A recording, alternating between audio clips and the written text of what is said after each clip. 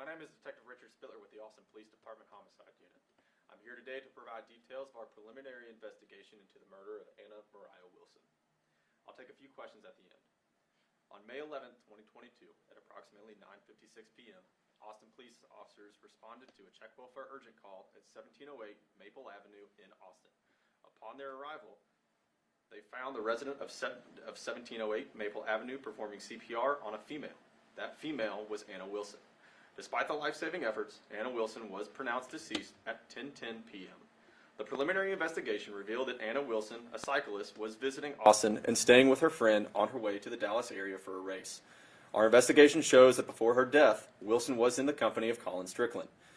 The preliminary investigation revealed that Colin dropped Wilson off at 1708 Maple Avenue at approximately 8:36 p.m. Investigators obtained Ring camera video from the neighborhood that captured a vehicle at 1708 Maple Avenue within 2 minutes of the time Colin dropped off Wilson. It was later discovered that vehicle was registered to Colin's girlfriend, Caitlin Armstrong. The Austin Police Department's TAC Intel unit located Colin at his residence, and he agreed to an interview. The Austin Police Department is aware that the Ring camera video was released. The Austin Police Department did not release that video and will not release any footage to protect the investigation's integrity. Members of the TAC Intel unit located Armstrong, and she was arrested for a misdemeanor warrant issued out of Travis County. Armstrong was transported to the main police station and interviewed. Armstrong was questioned about her vehicle being in the area as pictured on the Ring camera. However, she would not confirm or deny being in the area of the murder and quickly terminated the interview. Armstrong was mistakenly released from custody on the misdemeanor warrant because her date of birth in our report management system did not match the date of birth on the warrant. On May 12, 2022, a search warrant was executed at the residence of Colin and Armstrong, and 2 handguns were seized. On May 17, 2022, the Austin Police Department's ballistic unit positively identified one of those handguns as the handgun that fired the spent cartridge cases on Wilson's murder. That same day, a municipal court judge issued a warrant for Armstrong's arrest for the offense of murder. The United States Marshal Service and Lone Star Fugitive Task Force are leading the fugitive investigation.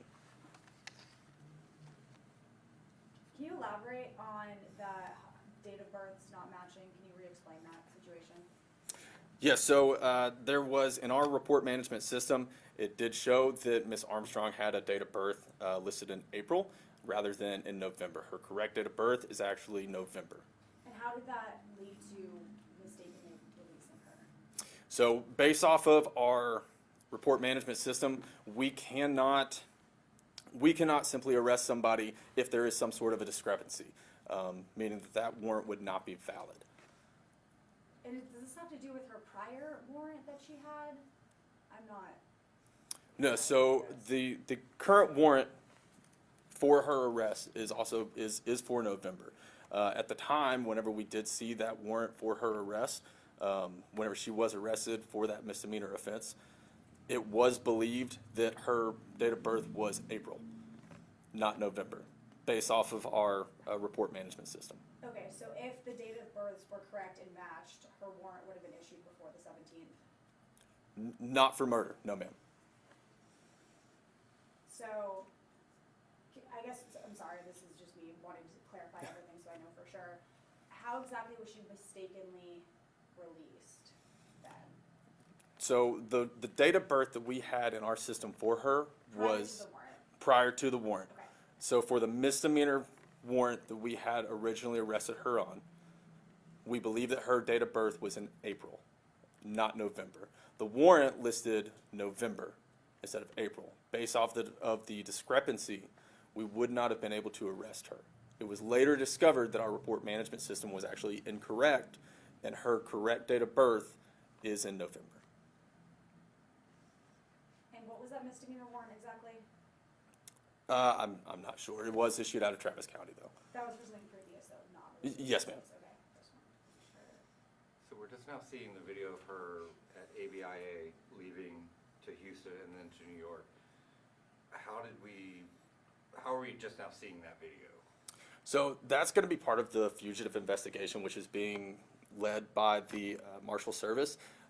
I won't be able to answer any of the questions in regards to the actual fugitive investigation. You'll have to direct all those questions to the U.S. Marshals.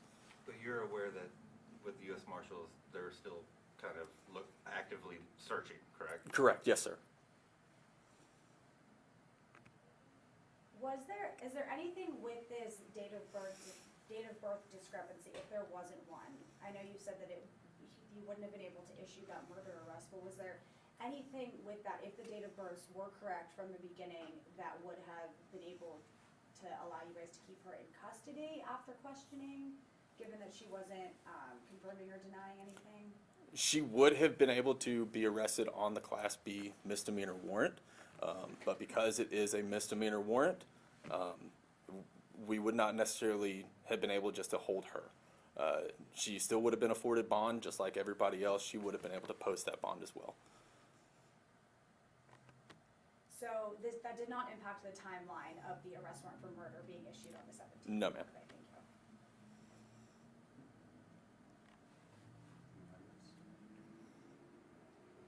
you. Thank you so much. Yes, ma'am.